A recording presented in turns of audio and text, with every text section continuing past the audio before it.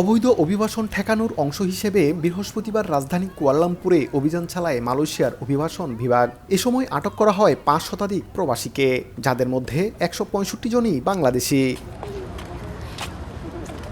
আটককৃতদের মধ্যে বাংলাদেশিরা ছাড়াও আছে নেপাল ও ইন্দোনেশিয়ার নাগরিক, যাদের বয়স ২৫ থেকে ৬৫ বছরের মধ্যে।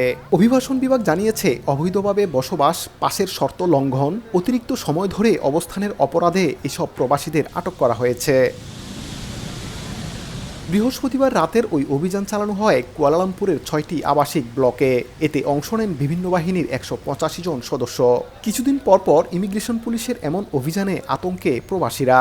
লিগ্যাল হওয়া পর্যন্ত নিজ নিজ অবস্থানে এবং যারা কোম্পানি থেকে বিদেশি থেকে ছোটাছুটিতে আসি সবাই যেন পুনরায় কোম্পানির সাথে যোগাযোগ করি।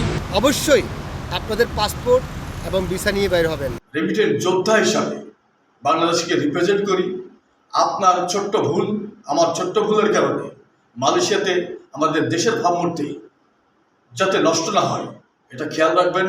চলতি বছরের জানুয়ারি থেকে এ পর্যন্ত ৫২,৩১৮ প্রবাসীর কাগজপত্র যাচাই বাছাই শেষে ২২,৪৮৬ জনকে আটক করে প্রশাসন। এছাড়া অবৈধভাবে নিয়োগ দেওয়ার অভিযোগে ৪৯১ নিয়োগকর্তার বিরুদ্ধে আইনি ব্যবস্থা নেওয়া হয়।